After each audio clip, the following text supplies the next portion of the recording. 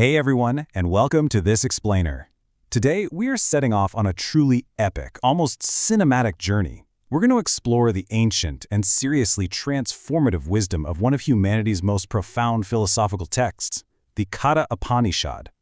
Now, if you're not familiar, the Upanishads are basically the concluding, most deeply philosophical portions of the ancient Vedas. They're meant to decode the very nature of reality itself. And get ready, because this isn't just some dry, dusty philosophy lesson. This is a dramatic, high-stakes story of a young boy facing down the Lord of Death himself to uncover the ultimate secrets of existence. So what happens after we die? I mean, it is the most profound, universal, and, let's be honest, terrifying question known to humanity. We usually avoid it, right? We just don't want to think about it. But this exact inquiry is the driving force of our explainer today. It's the burning question of a young, relentless, truth-seeking boy named Nachiketa who simply decides he isn't going to settle for the easy answers. All right, Section 1, The Curse and the Journey.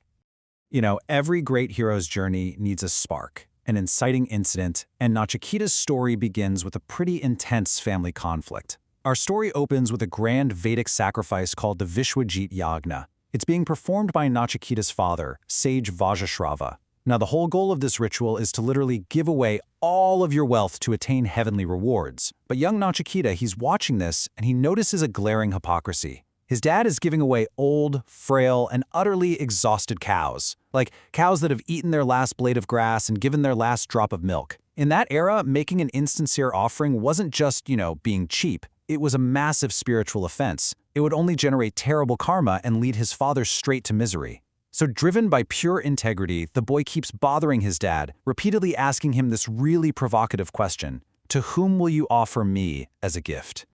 Okay, let's dive into this, because this is where things get absolutely wild.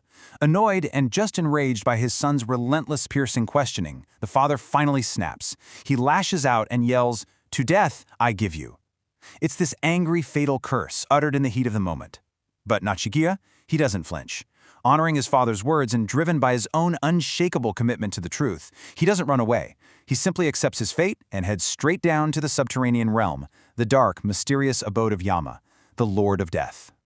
Moving on to Section 2, 3 Nights, 3 Boons. So, our young hero literally descends into the underworld. But when he arrives, things don't exactly go as planned. Yama isn't even home. Think about the sheer audacity here for a second. A young boy staging a literal sit-in at the gates of death. For 3 full days and nights, Nachiketa waits patiently. He just sits there, without food, without water, and totally without any hospitality. Now, in ancient Indian culture, leaving a guest untended is a huge deal. It's a massive violation of sacred duty. A guest is supposed to be treated like a god. So when Yama finally returns, he is absolutely horrified to realize he's broken this ancient code. To make restitution for this grave error, the Lord of Death offers the young boy 3 boons, one for each night he waited out there in the cold. Yama lays out the offer, and Nachiketa knows exactly what to ask for. His first boon is just pure compassion. He asks for reconciliation with his angry father, requesting that his dad be peaceful, forgiving, and totally free from sorrow when he returns to the world of the living. His second boon is a bit more cosmic, really for the benefit of all humanity. He asks to learn the science of the sacred fire ritual. To the ancient Vedic mind, this fire ritual was paramount. It was the literal bridge between the earthly realm and the divine, a direct way to attain heavenly realms. Yama is impressed. He gladly teaches him this science, and even honors the boy by naming the fire after him. But it's his third request that completely changes everything. For his third boon, Nachiketa asks to know the ultimate secret. What actually lies beyond the grave? When a person dies, does the soul live on, or does it just cease to exist? Which brings us to Section 3, The Temptations of Death. Now, Yama is the Lord of Death. He holds the absolute deepest secrets of the cosmos, but he isn't about to just hand them over to just anyone who asks. He needs to know if this boy is truly worthy, so he tests him. Yama tries to buy the boy off by offering him the ultimate worldly temptations. I mean, we're talking unimaginable wealth, vast earthly empires, and lifespans stretching out for centuries. He literally conjures up celestial maidens, beautiful chariots, and magical musical instruments. Yama warns the boy that the mystery of death is incredibly subtle. He even admits that the gods themselves are confused by it. He practically begs Nachiketa to just take the immense wealth, live like a king, and completely drop the question. But Nachiketa's brilliance truly shines through here in his steadfast refusal. He looks right at the Lord of Death and basically says, "These pleasures are ephemeral. They merely exhaust the senses. Keep those celestial women in chariots."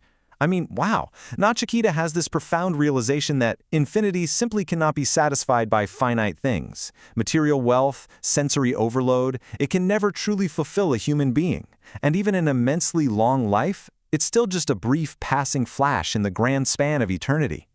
Having passed this ultimate test of character and immense focus, Yama is thrilled. He finally agrees to reveal the truth.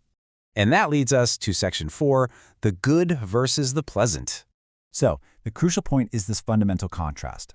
This is Yama's first major philosophical revelation to the young seeker, and it establishes a vital framework for how we make choices in our own lives. Yama explains that every single human being is constantly faced with two diverging paths: prayas, the pleasant, and shreyas, the good. Prayas is all about that immediate gratification. It's sensory pleasure, material wealth, comfort, and ego-boosting success. It's the easy, default path, but it ultimately binds us to ignorance and the cycle of endless wanting. Shreyas, on the other hand, well, that's the path of righteous wisdom, moral courage, and ultimate liberation. It's much harder, it requires immense discipline and vision, but it's what the truly wise choose. Nachiketa, by totally rejecting the celestial chariots and all that limitless wealth, perfectly demonstrated his choice of Shreyas. Let's dive into Section 5, the chariot of the soul. To help Nachiketa truly understand how to walk this path of Shreyas, Yama introduces one of the most powerful and enduring metaphors in all of ancient philosophy. This concept is called the Ratha Kalpana. It is a brilliant allegorical device used to explain the incredibly complex relationship between your physical body, your mind, your intellect, and your true self. I want you to mentally prepare to visualize your own consciousness right now as we break this down together. And this brilliantly illustrates exactly how the metaphor works. It's like a giant puzzle. Imagine your physical body as the chariot itself. It's the vehicle moving you through the world. Inside is the intellect, or buddhi. The intellect acts as the charioteer, the driver who is supposed to be up there making the rational big picture decisions. The charioteer is holding the reins, which represent your mind. Those reins are attached to the senses, which are the horses, right? They're the ones pulling the whole operation forward. And finally, you have the Atman, the true eternal self. The Atman is simply the passenger, sitting quietly in the back, observing the entire journey. Think about the profound everyday implications of this dynamic for a second. The senses are the horses, and the roads they travel are the endless, looping mazes of human desire. If your intellect, the driver, is weak or distracted, or if your mind, the reins, is unsteady and completely loose, what happens? Those sensory horses are going to run totally wild. They will literally drag your chariot into the ditches of unreason, pain, and endless worldly attachments. But if you have a highly trained, guided intellect firmly holding the reins of a disciplined mind, your horses are beautifully controlled. Only then can the chariot safely deliver the passenger to ultimate liberation. Finally, we reach Section 6, the eternal Atman.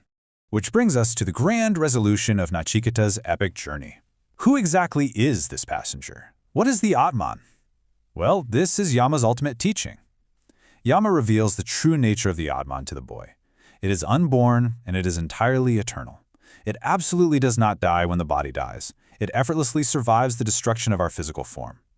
Yama describes it as being subtler than the subtle, yet greater than the great. This basically means the Atman is the invisible, foundational essence of everything. It is literally everywhere, inside the smallest atom and spanning the largest galaxy, yet it is completely ungraspable by our physical senses. It is pure, observing consciousness. It was never created, and it can never, ever be destroyed.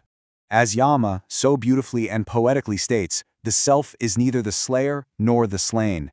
Realizing this eternal truth is the ultimate goal of human existence. When you truly understand that your core identity is this eternal Atman and not the fragile, decaying physical chariot you're riding around in, the fear of death entirely vanishes. It just evaporates. This ancient wisdom serves as a profound, life-altering antidote to our modern plagues of materialism, chronic stress, and existential anxiety. You are not your body, you are not your earthly possessions, and you are not your fears. You are simply the eternal witness. So as we wrap up this journey into the Katha Upanishad, I want to leave you with one lingering question to really reflect on in your own life. Who is driving your chariot right now? Are your wild sensory horses just dragging you down the easy path of the pleasant? Or is your intellect firmly holding the reins, guiding your eternal soul toward the good? Really think about it. Thanks so much for joining me on this explainer.